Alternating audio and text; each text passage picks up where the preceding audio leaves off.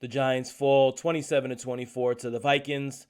Game with a lot of missed opportunities. Coming up, we're going to break down what happened, the good, the bad, and the ugly, and where the Giants go from here. Stay tuned.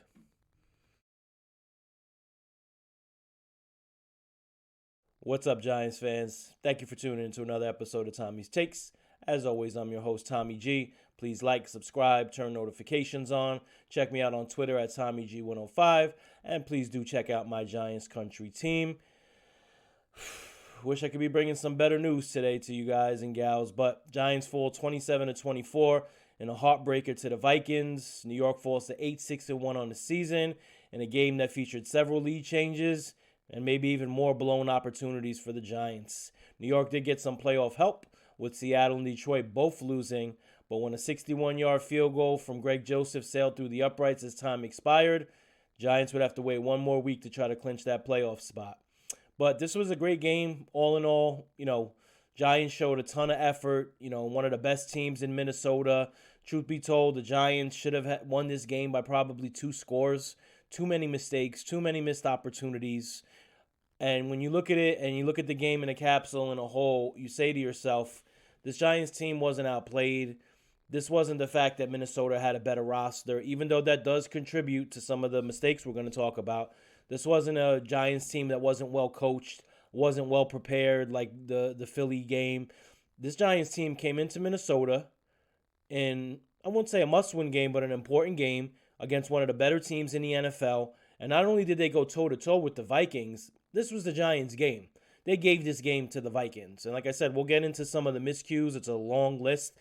Giants gave this game to the Vikings. And I hate to take anything away from an opponent because the Vikings made a ton of plays too. But if you watch this game, the Giants had chance after chance after chance after chance. I mean, everything from the Bellinger fumble, the block punt, the list goes on and on. But let's get right into the game. Vikings would score first to Hockenson, first of his 2 touchdowns on the day. Giants had a bear to cover Hockenson. He was unstoppable today. And that was the first touchdown. Giants came right back, but would suffer a brutal miscue, one of many miscues, when Daniel Jones, while completing a first down catch in Vikings territory, had the ball poked out for a fumble when he threw it to Bellinger. That was tough. That was a perfect pass to Daniel Bellinger. It was a chunk play to Bellinger. Doesn't secure the ball properly. Doesn't wrap up with 2 hands, and the ball gets poked out. And, that's a killer end to a drive. It's one thing to have a drive that dies in your opponent's territory. You have to punt the ball, whatever may have you. But, to have a drive that ends in a fumble like that, not good. And, Bellinger has not seemingly got back to where he was pre-eye injury. So that was tough. That was a tough fumble. Vikings take the ball and go right down the field for a field goal right after that. So now you're the Giants, and you're basically looking up, and you're like, okay, you know what? We had a good drive. We gave up an early touchdown. We're down 10-0, but, not the end of the world if you're the Giants, right? And like I said, this is a tough game. This is not an easy game for the Giants. But the Giants' offense, give them credit. They were tough today. They came right back down the field. Jones, who would finish the day 30 of 42, 334 yards, touchdown, intercept, led the Giants right back down the field. And what was a pass-first game plan, which was a little bit of a shocker, to be honest. Giants came out passing almost on every single play. I think after the first 4 offensive drives, they had 2 designed run plays called. So this was a pass attack all the way by the Giants. And a little bit of a shift in dynamic as the rest of the season prior to this, it's been Saquon Barkley, conservative passing. So this was a shift, and this might be big for Daniel Jones as far as his future coming back to the Giants because coaching staff showed trust in him last week on the 4th and 9 in a must-win game versus Washington. And this week they were just like, hey, Danny, here's the keys to the car. Do what you got to do. And, he was remarkable. He really was today. He had the one bad interception, unfortunately, which we'll get to a little bit later. But when you looked at Jones today, you've seen a couple things. You've seen a confident quarterback. You've seen a quarterback that was in a rhythm, a quarterback that was making plays with his legs. And I don't know how much more you could ask of Daniel Jones at this point. Doesn't have a number 1 receiver. He had some nice plays today. I'm not going to lie. The receivers made some awesome plays for him, but also had some drops. But on that drive, I mean, DJ hits Isaiah Hodgins for a 7-yard score. DJ stepped right up into the pressure, delivered a strike right into Hodgins' breadbasket, and it was a beautiful play. It was a beautiful drive that cut the lead to 10-7. And that would be it for the first half. That would be the only scoring that you would see in the first half. Giants did lose Azeez Ojulari in that first half to an ankle injury, unfortunately. For the first half, when you look at it in a capsule, Giants missed opportunities. Defense did a pretty solid drive. They did give up the 10 points, but other than that, they had a really solid drive.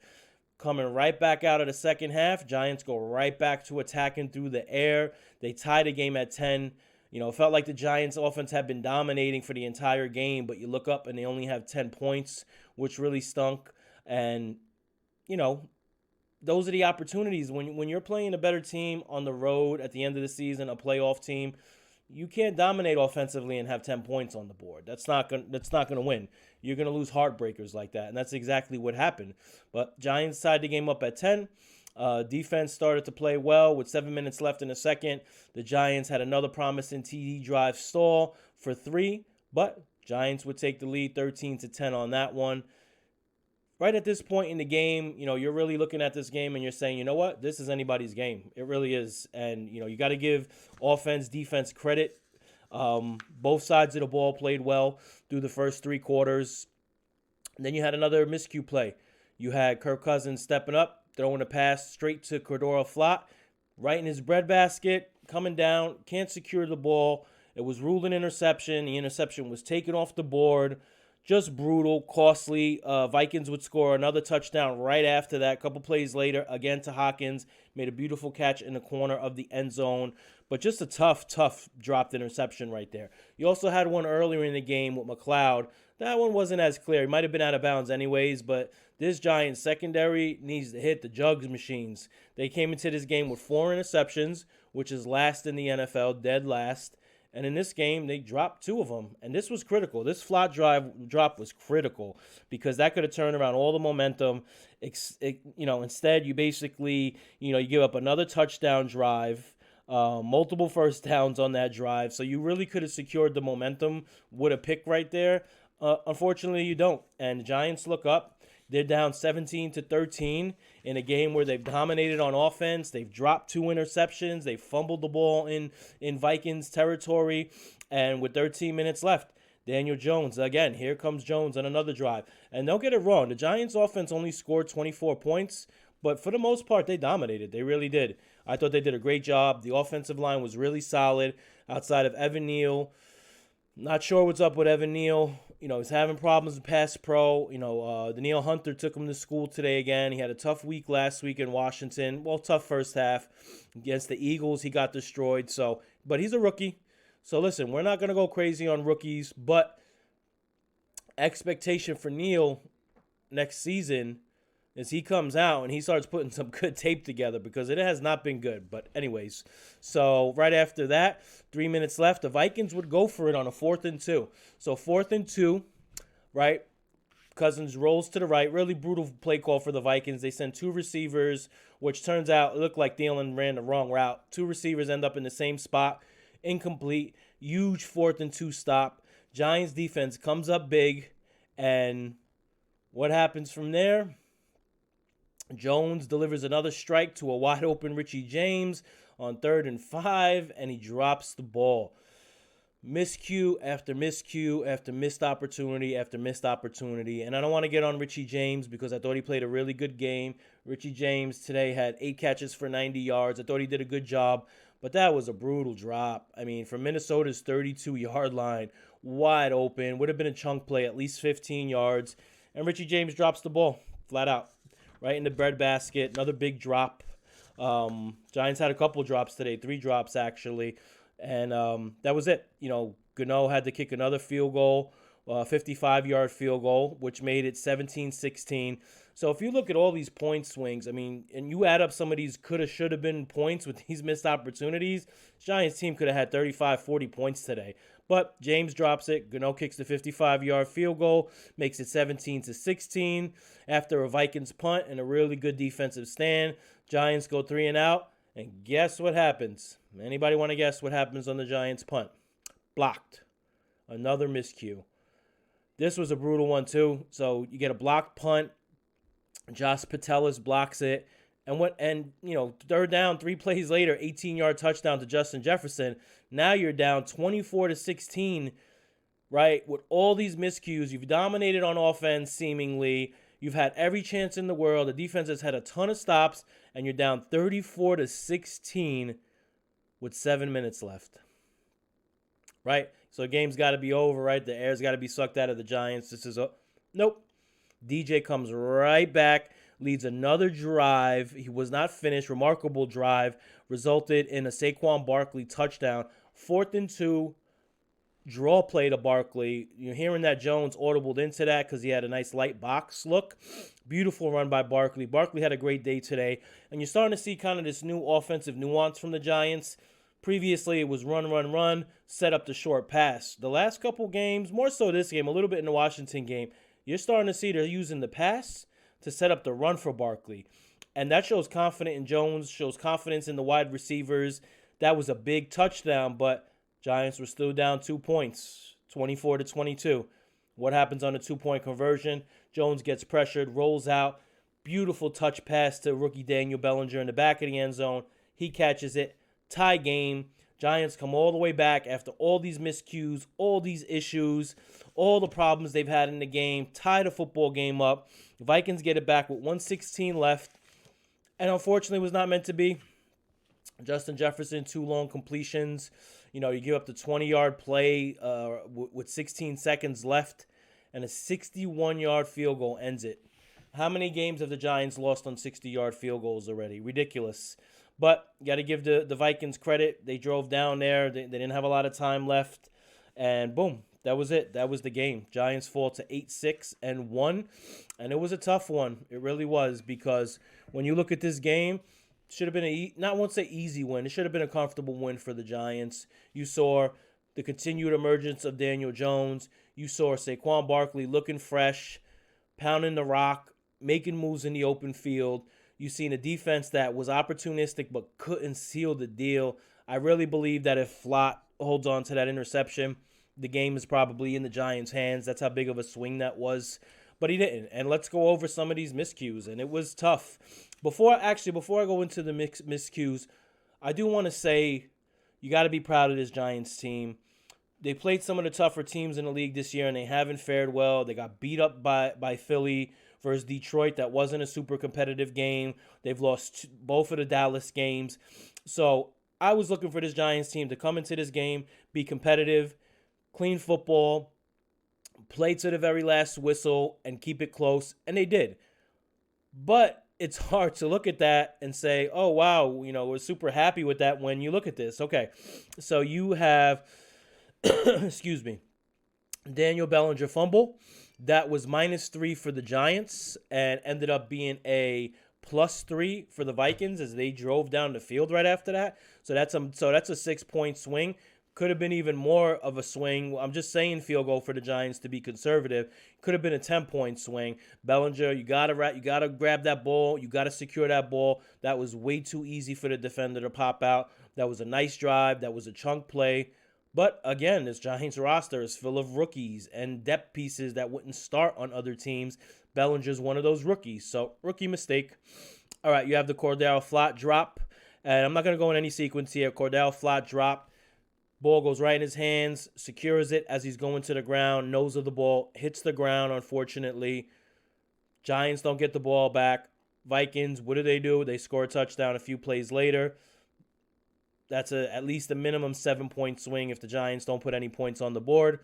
Then you have the Jones interception. Almost forgot to add the Jones interception. Giants are driving. Jones is looking flawless. Throws looks like a little bit of a slant route or a option route, a little bit behind Hodgins. Patrick Peterson intercepts the ball. Obviously, Peterson puts on a show in the end zone, this grand-esque soccer celebration. But that was a bad pick from Jones. Really, it was the only bad throw of the day. And he's trying to make a play. So the guy's out there slinging it, trying to make a play. Can't be mad at that, unfortunately. But that was a big pick. That was in Vikings territory. So you could call that whatever point swing you want. Definitely took 3 points off the board for the Giants, and they only lost by 3. So you're starting to see a little bit of a theme here. Richie James drop. That would have been first down on the Vikings 25-yard line. Giants have to kick a field goal. That could have been a 4-point swing there by itself. Huge drop. Block punt. Who knows, right? You could have maybe punted it, pinned them back, got the ball right back. Instead, another score for the Vikings off the block punt. Now you have 2 pick drops, but we already talked about Flott. The McLeod one I'm going to leave out because that was close to out of bounds. You have the 3 drops, which were tough. And listen, I mean, when you add this up, missed opportunities, but nobody cares. This is the NFL. If you can't make it happen, you can't make it happen. And the Giants are still a team that's learning, that's developing, that's trying to be a better team and an elite team. They're not there yet. They don't have the roster. You could see it today in multiple areas. Could not stop Justin Jefferson. Justin Jefferson, I'll be fine if I never see him play against the Giants again. He just totally decimated the Giants. It was ridiculous. But he's the best receiver in the league. You come to expect that. You have Fabian Moreau, a guy that was in the streets basically before the season started, covering the best receiver in the league. Kind of a synopsis of how this Giants season has gone, but Justin Jefferson just destroyed the Giants. Let's talk about Jones for a minute. I thought he was awesome.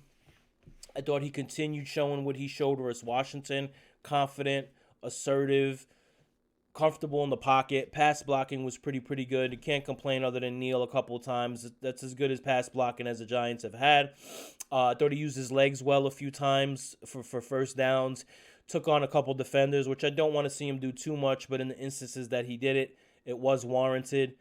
And I have to say, probably for the first time this season, I'm almost 100% comfortable bringing Jones back. And I'll tell you why. One, it's situational. Giants are not going to have a high draft pick. Yes, they have a lot of cap space, but they have to sign a lot of their own players. That money can go quickly. You have a linebacking core that's struggling, interior offensive line that's struggling.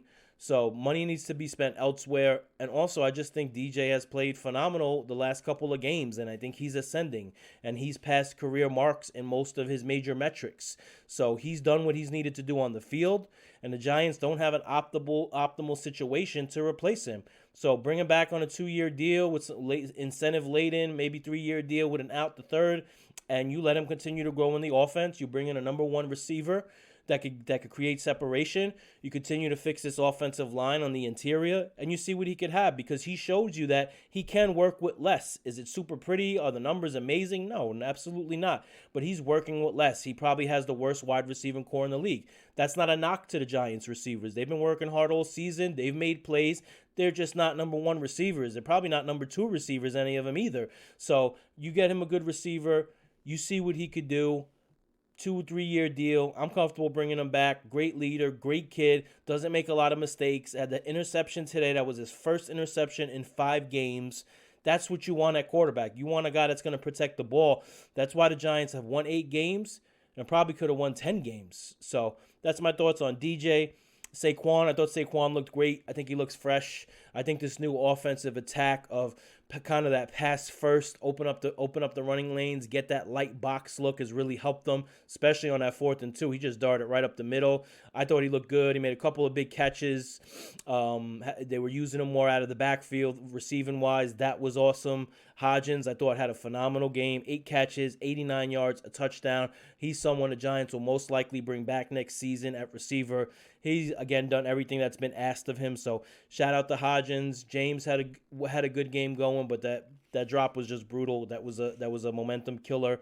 The defense, 4 sacks, 11 QB hits. Unfortunately, couldn't get the stop when they most needed it. There's a little bit of controversy on that last play. Should Wink have been blitzing? Should he have called back? It was kind of a semi-blitz. I don't know exactly how many blitz, but it wasn't a cover 0 blitz. He did pull back. Vikings had the perfect call with the screen right there. Jefferson gets it, darts upfield, rest is history. But I thought the defense played pretty well for the majority of the game. Again, if Flott could hold on to that interception, that wipes a touchdown off the board. That means the Vikings scored 17 in their building, and they had additional help with some more of the Giants' offensive miscues. I thought Landon Collins played a great game. Sack, QB hit, tackle for a loss. And you could see how poor this linebacking core is, that Landon has come in off the streets, hasn't really played linebacker, and he's making plays ahead of Jalen Smith and Micah McFadden. So I thought Landon looked great today. That's a great call up. I think he's got a spot here with the Giants. I don't know what happens next year, but definitely for this season, I think Landon's going to stick around, and Giants are going to need him because this season is far from over. Indy coming in to MetLife next week in a win and in game. Giants, it's very simple. They control their own destiny. Win and in next week with Indy on New Year's Day, and the Giants will have secured their first playoff berth since 2016 and only their second playoff berth since 2011. So it's some uncharted territory. So as the wins started to stack up during the season, I think expectations rise too, but it's important for everybody to know this season is a success. This coaching staff has been a success. You have a head coach first time in position, offensive coordinator first time in position, GM first time in position, and these guys have 8 wins and 2 more games to go. And that Philly game, that might be a game where the Giants could go in and play versus backups in Philly. So who knows? But if you're the Giants and you're Coach Daboll, you want to go back home, get that home cooking, beat up on a wounded and injured Indy team. They don't have Jonathan Taylor. They 2 weeks ago last week gave up the largest comeback in NFL history. Start fast, put your foot on their neck, win and in. Don't rely on any other help. Don't let this get to some weird scenario in week 18 where you need this team to lose and this team to. Don't do that. Take care of business first, Indy. You played well versus Washington. You won the game. You had Minnesota several times on the ropes, but you just couldn't grasp it. You just couldn't get that win. Fumble, the drops, fumbles. Jones had a fumble, pick, block, punt, whatever. There was tons of miscues. Giants left tons of points out there today. But go home Sunday, New Year's Day, take care of business first, Indy. Win and in. Don't rely on anybody else. And you could secure that first playoff berth since 2016. And forget about this season being a success. This is a raving success because this is year 1 of the rebuild. Poor roster that's dealt with devastating injuries at almost every position group. And they have a remarkable chance next week versus Indy. Play your game. I like the new style of Giants offense. I like the new philosophy that they've been running. Hey, you know what? If you can attack a defense through the air, go ahead. NFL's a passing league. And I think it's awesome, too, because it shows that, they have faith in Daniel Jones. That was the big knock on Jones this year. They don't want to let him throw the ball. They don't trust in him. He's not going to be able to make the throws. Well, they showed you last week they trust in him to make a big throw in a big spot. And they showed you this week they trust in him to put the entire offensive game plan on his back. And was he flawless? No. He had the interception, which was a tough one. Like I said, you're not going to get any biased homer stuff from me on this channel. That was a bad interception, but it happens. When you throw the ball that much in a game, Josh Allen had 3 interceptions today. That's not to compare the two players. That's just to say, hey, when you throw the ball a lot, every now and then you'll get one will get away from you. But overall, I thought he commanded the offense. He's tough. His legs are a weapon. Teams struggle to stop him when he gets out of the box. He's quick. He's big, smart, can make all the throws on the field as everyone's seen. He needs to take care of business Sunday versus Indy too. A playoff berth would be a big feather in Daniel Jones' cap towards getting a new contract. Same thing with Barkley. He needs to come out Sunday, run all over the Colts, nip this in the bud, go into Philly week 18 with your hands clean, getting ready for a playoff game. Sucks that it didn't happen today, unfortunately. But again, Giants went toe-to-toe with the Vikings, had the game in every facet, but just kept giving it up. Hopefully that doesn't happen next week. Giants still remain at 8-6-1. Thank you, everybody, for tuning in. I appreciate all the support. Please like, subscribe, turn notifications on, and we'll do this again in a few days. Peace.